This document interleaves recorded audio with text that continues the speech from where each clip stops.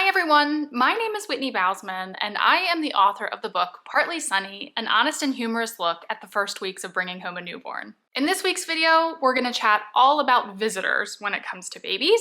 So if this is your first time here, my hope is that you will hop back in the Partly Sunny playlist so that you can get caught up with us from the very beginning. And for those of you who have been here from the start of our read-along, then it's time to jump back in. And today we are going to be reading chapter 6, The Blessing and Curse of Visitors. To those of you who visited me, cooked for me, cleaned for me, or simply came to snuggle the latest mini version of me following the births of either Clark or Annie, know that I love you, I appreciate you, and I am glad that you were a part of their beginning. If you read this chapter and leave it feeling hurt or thinking that you should have given Jonathan and I more space when we welcomed our wee ones into the world, you are mishearing what I am about to say. You were and always will be valued. If you haven't figured it out yet though, it's all the baggage and the not so good stuff that comes with the good stuff that isn't exactly desirable. In the case of becoming a parent and managing the sudden influx of visitors, this includes stuff like fatigue, embarrassment, jealousy, immodesty, and stress. I wouldn't have sent my own visitors away at any point to free myself of this stuff, but I would also be a big old liar if I didn't acknowledge that it was there. Often. At the time Clark was born, the hospital we delivered in had a fairly strict policy on visitors. There were set visiting hours, age restrictions, and a limit of no more than 4 visitors per patient room at any given time. Prior to delivery, allowing 4 visitors at a time seemed generous. After delivery, however, there were times when we legitimately had to let people back to see us in shifts. It was super humbling, semi-comical, and a tad suffocating, all at the same time. At one point, it was so nuts that we had my sister's mom and aunt, Jonathan's aunt, uncle, and 3 cousins, and 3 of our best friends all there to lay eyes and hands on our little bundle of love. That's 12 people. While Jonathan and I certainly needed some community and a sense of connection with the world beyond our hospital room, the constant presence of others was tiring and at times overwhelming. Sometimes things can be overwhelming because they're unexpected. Do you want to hear a super weird thing that I experienced both in the hospital and at home that really caught me off guard and surprised me? Jealousy. Yep. At times, I felt flat out jealous of even the closest of loved ones when they held my baby. As ridiculous as it sounds, all the snuggles they enjoyed cut into those precious moments that I felt entitled to. The funniest example of this was the time that Alicia's middle daughter, Sydney, came to the house to meet Clark. At the time, Sydney was the cutest, tiniest, meekest little almost 3-year-old. But when she sat on the couch holding Clark, I felt true, uncomfortable jealousy. My niece was on cloud 9. She'd been carrying around baby dolls on her hips since basically the day she could walk, and this one was real. And all the while, I was counting the seconds until I could have my baby back. Big of me, right? Obviously, I knew that Clark was mine at the end of the day, and I totally laugh at myself now when I look back at those sentiments with hindsight, but jealousy was, in truth, a part of those first day realities. Another one that caught me by surprise? Embarrassment. Everyone knows that babies cry. Even babies know that babies cry. Watch a barely walking toddler carry around a doll for a few moments, and you'll know what I mean. Instinctively, he or she will shove bottles and pacifiers into the baby's mouth and rock the doll while saying things like shh or wah, wah. Despite knowing that my baby was going to cry, I didn't know that my baby was going to cry so much. And I certainly didn't know that I was weirdly going to feel ashamed of it. In those first days and weeks, we had our share of visits during which Clark screamed or at least fussed the majority of the time. Sometimes it was just a timing thing, and unfortunately he was either overly tired or hungry when folks arrived. Other times though, who knows? Babies are super unpredictable, and they can go from completely chill to inconsolable in seconds. When Clark would cry for our guests, it often left me feeling like a clueless, incapable mother who didn't know what her child needed, especially when those guests would insert little opinions or suggestions for me. Here are some of my favorites. Do you think he's hungry, honey? Oh, I bet he just has a tummy full of gas. My babies always like to be held like this. You get the picture. While I know that the intentions were always good and that the hearts of my loved ones were in the right place, sometimes as a new parent, you simply don't want third-party input on caring for your child. Jonathan's pet peeve was when our guests would just assume that we'd appreciate them changing diapers for us. As he'd head for the changing table with Clark and someone would say something akin to, "Oh, let me get that for you," he'd have to bite his tongue so that he wouldn't respond in a snarky manner. Jonathan didn't want or need someone else to change his child's diaper for him, even if it was already for the 20th time in that day. He was more than capable, and actually, he preferred to do it himself. Before we had children, bringing guests into our home was welcomed because I, the planner, could plan ahead. What a novel concept. 99% of the time, I knew how many folks were coming, when to expect them, for approximately how long they'd be staying, and what activities would fill the evening. As a new mom, however, this couldn't have been further from the case when it came to visitors. Jonathan and I were so insanely tired in the beginning that we barely knew what day of the week it was, let alone who was coming when. And a plan? Ha! As much as I wished, hoped, and prayed that Clark would sleep in silence while our loved ones oohed and awed over him, this was very, very seldom the case. In being a fan of control and executable plans, bringing guests into my home with a newborn who threw each and every plan out the window was challenging. And just plain embarrassing, if I'm being honest, for type A me. Embarrassment came for me in other forms too in the newborn days. This was especially notable in the sense of modesty. When it comes to modesty, I grew up in a house with two older sisters who were anything but modest. After showering, Alicia and Ashley would stand butt naked in their bedrooms while getting ready. Me? I'd take my clothes into the bathroom with me and would turn 50 shades of red if I ever got walked in on. We had one bathroom for 5 people, 3 of us, which were teenage girls. Both of my sisters lacked any sense of privacy, frequently barged in on me during my bathroom time, and made statements to younger powerless me, such as, "You don't have anything we haven't already seen." While my sisters talked openly about body functions and processes, I right here am the girl who would have rather died than asked her mother how to insert a tampon correctly, the girl who did it oh so wrong the first time by leaving the applicator in place, and the girl who then hardcore passed out in front of an audience of all of her female family members. My mom and aunt had sympathy on my horrified little soul. Alicia and Ashley, though, they didn't. They laughed so hard at me. And in fact, they continue to do so anytime this milestone is remembered. So what does all of this signify at the end of the day? I am a modest person by nature. You know what makes modesty a challenge? Breastfeeding. And you know what makes breastfeeding, which is already a huge challenge, even more challenging? Visitors. When you are learning how to breastfeed, modesty is next to impossible. Yes, there are frocks and vests and drapes and canopies and covers, but when you have no idea what you're doing and are nipple length challenged like me, you kind of need to be able to see what the heck is happening in the frontal region. Add in all of those extras that we already talked about, like shields and pillows and creams, collectors and pumps, and breastfeeding in the presence of visitors is awkward at best. I can remember so many guests telling me things like, "Go ahead and nurse the baby," or "We don't mind if you feed him." Well, guess what, folks?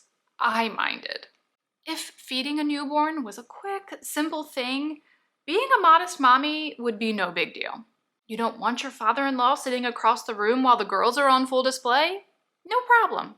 Just ask him to step out for a few minutes until the baby is eaten, and then there will be loads of time for visiting. No. How often do babies eat? Oh, right, every 2 to 3 hours. And how long do those initial feedings sometimes take? Forever. Working around a boob schedule when it comes to newborns and visitors is just no fun. Plain and simple. Speaking of schedules, another schedule that comes into play in terms of babies and guests is that of the sleep-wake schedule.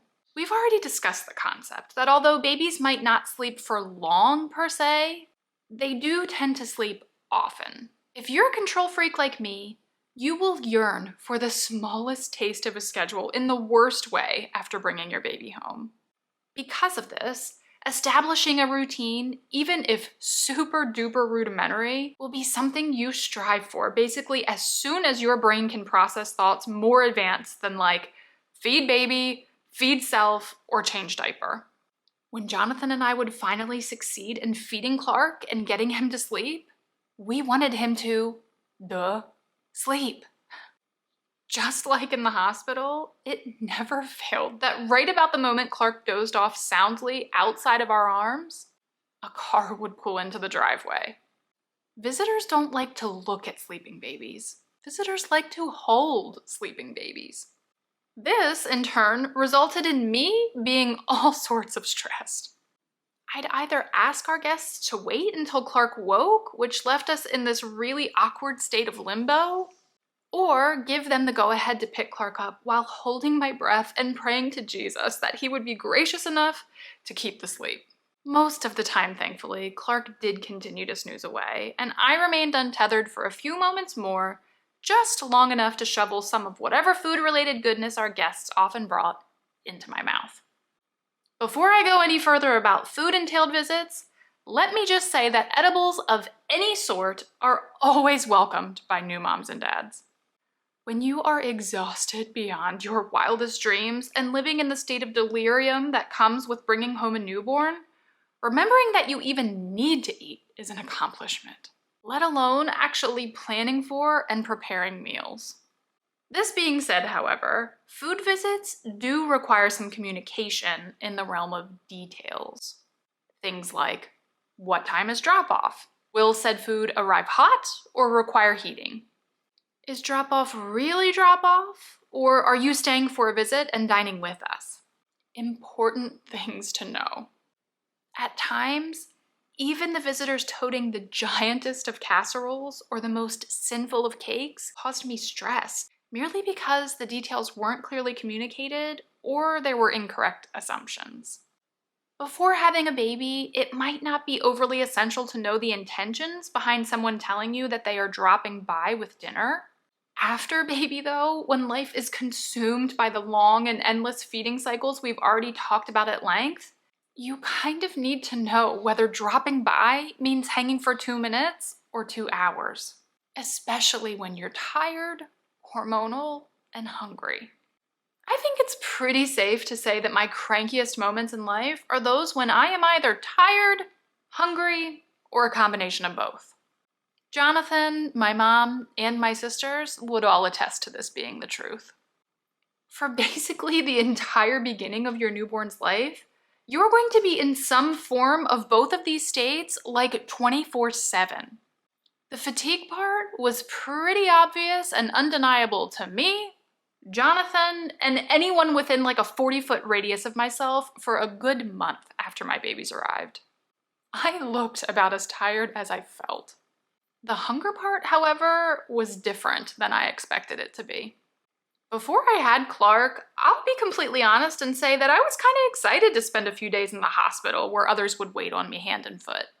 Food that I selected from a menu would be delivered to my bedside. This didn't sound like a bad gig. In reality, guys, I think I may have eaten a grand total of maybe 3 bites of whatever I even ordered. For starters, I was so tired. Like, too tired to even look at food, let alone eat it. I almost had to give my brain a few minutes to recognize its existence and recall the basic process of eating. So bizarre. And then there was a whole shift in priorities when I became a parent. When you have someone else's needs to see first, believe me when I say that your own take a back seat. like a super way back there backseat. In the beginning, until Jonathan and I settled into a little bit of a routine and semi-figured out what we were doing, I think we got to a point of being so overwhelmed with everything else, visitors included, that we forgot to acknowledge our own hunger. Unfortunately for us, however, just because our brains didn't acknowledge our hunger didn't mean that the crank nasties, which often accompany our hunger, were lost. They were there, making all the other stuff just worse. I've been spending some time reflecting on my own experiences with visitors in the newborn days, and there is this one specific memory that just keeps coming to me. It's a story that sort of illustrates and encompasses practically all of the guest struggles that I've mentioned so far. One day, very early in the days of Clark, Jonathan and I received either a phone call or a text from his super dear Aunt Peg saying that she, her husband Skip, and her daughter Lisa wanted to bring us a meal and sneak a peek at Clark. Of course, we were more than happy for them to do so, and it just so happened that this worked out perfectly, as Jonathan's grandma didn't drive and had been bursting at the seams to spend some time with her dear and precious great-grandson, as she called him.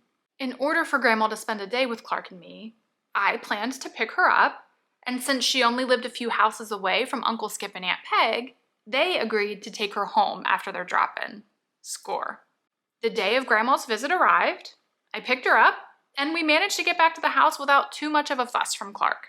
Jonathan was at work, Grandma was in her glory as she snuggled Clark on the couch between feedings, of course, and I took advantage of her presence by pumping, vacuuming, and attempting to accomplish other small things around the house, things that I normally wasn't capable of completing easily without a second set of hands.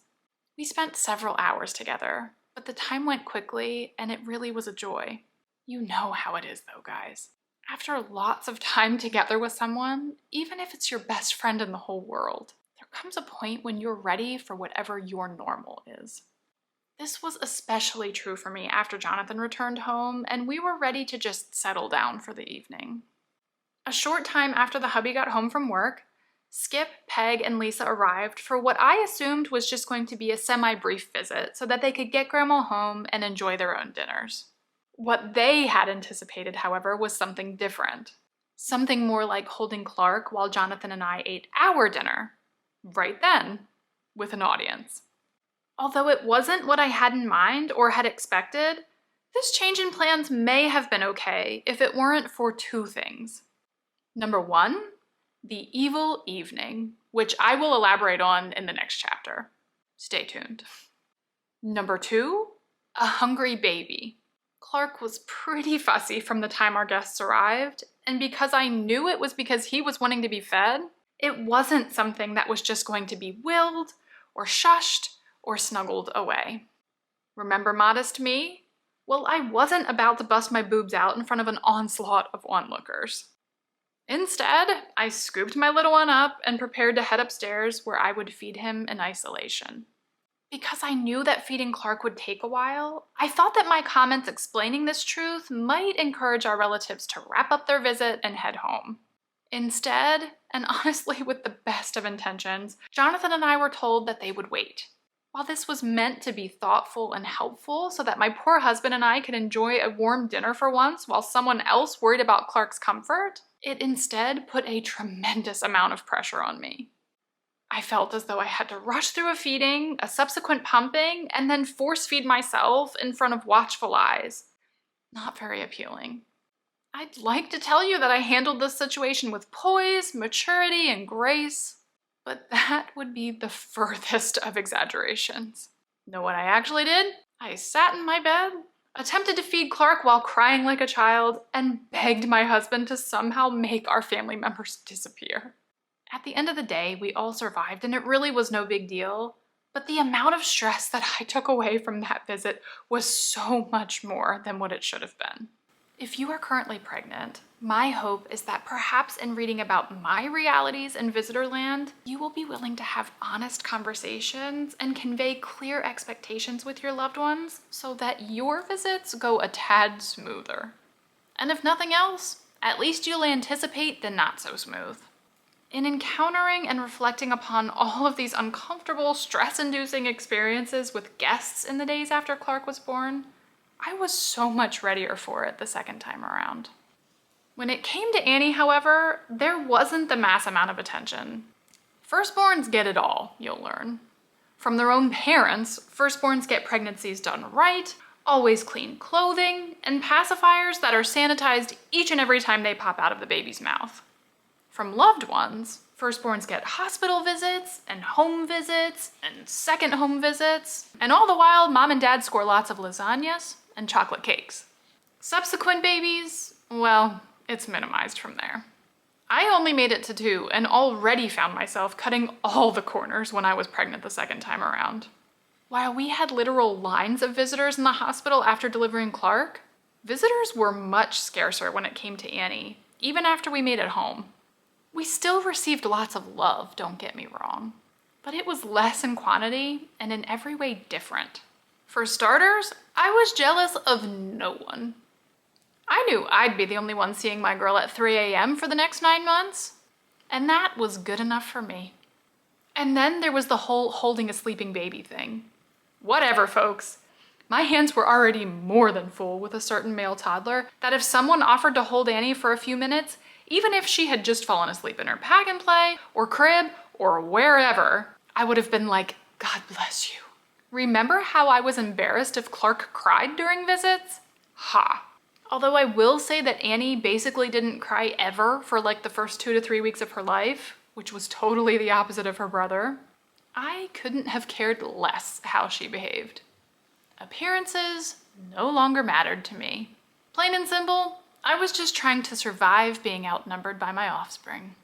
And then, arguably the biggest change in me from baby 1 to baby 2, modesty schmodesty. If you're coming to my house to see my baby, you very well may see my boobs. Not comfortable with that? Guess what, guys? There are plenty of other rooms for you to sit in until I'm done, which may very well not be for like 45 minutes.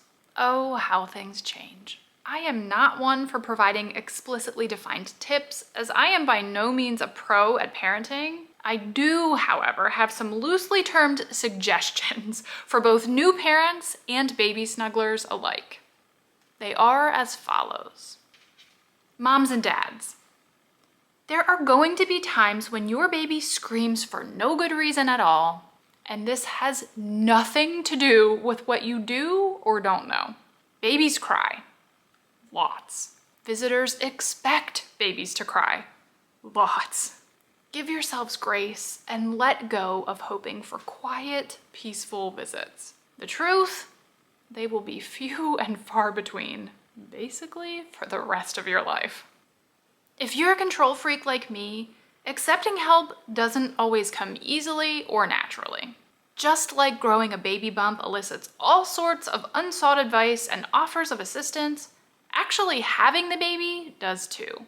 Maybe you want to figure out the newborn stuff for yourself and don't necessarily want someone else scooping up your wee one or telling you what he or she thinks the baby needs. That's okay. If your idea of a helping hand is merely someone folding that load of laundry that's been sitting in the dryer for days, or running the vacuum every now and again, speak up. You'd be surprised at how willing your loved ones are to help you in whatever way serves you best. Have a soundly sleeping baby and a growing queue of eager to cuddle guests? You are the parent and you know what is best for your child. It is true that in the early weeks, most babies can sleep through practically anything, including a change in position from laying to being picked up and held. This being said, however, it's also perfectly acceptable for you to keep your guests waiting or even ask for a rain check if it's what's best for you and your little one. Is your babe ready to eat in a house packed with visitors? You do you. If you're cool with the idea of breastfeeding in front of an audience, go for it. Anyone who is lacking in comfort can and will quickly dismiss themselves from observing. If you prefer or just simply require isolation, however, be bold and tell your loved ones that they need to scoot, at least until your bundle is a few notches more content and all body parts have served their purpose and are again hidden from the light of day. The bottom line is that you call the shots on visitors. If you don't want folks coming to the hospital at all, or even prefer a few days of alone time at home before anyone lays eyes and hands on your baby, it's really okay. Communicate these things clearly and early with your head held high. Of course, you can get through the newborn stage independently, but let me just tell you that the help of others in whatever way works best for you can be a saving grace for new parents. Be honest with your loved ones. And when they want to visit, try to find a way to make it beneficial for everyone. Visitors. Make no assumptions and communicate clearly. Clarify your intentions for a visit from the start. Believe me when I say that the difference between a 10-minute visit and an hour-long visit in the world of a new, exhausted, hormonal, yearning for routine mom or dad is huge. Provide options. Don't be afraid to say things like, we can either bring your dinner hot and hold the baby while you eat, or we can bring it cold so that you can just pop it in the oven whenever you're ready for it. If baby is sleeping comfortably outside of mom's or dad's arms when you arrive, it's really appreciated when you make statements like, oh, it's okay, I don't want to wake him. Chances are you're going to be told to pick up and hold the baby anyway. But if you're not, you've just lightened the load on a new parent's shoulders significantly. While quick visits and the concept of dropping and running may be rude at some points in life, the newborn period is simply not one of them. Be flexible and read your loved one's verbal and nonverbal cues. And don't feel like you're being rude if it makes more sense for you to leave and visit again in a few days or weeks when everyone is a little better rested and adjusted. There's nothing wrong with lots of shorter visits, especially when edibles are in tow. When you're a new parent who is heavily deprived in the sleep department, adjusting to an entirely new way of living, and just trying to keep your head above water from minute to minute, it's not difficult to see why visits can be stressful and overwhelming. Despite this, drop-ins really can be welcomed, pleasant, and best of all, helpful. The biggest takeaway from everything I've shared and said about visitors is this: anticipate, communicate, and enjoy. Soon enough, these early guest-filled days will be a thing of the past, and you'll be left to survive the struggles alone. And without a stash of frozen casseroles to lean on, when meal planning is a mountain you just don't feel like climbing. And with that, we have reached the end of chapter 6. Thank you so much for being here with me yet again, and I cannot wait to see you soon for chapter 7.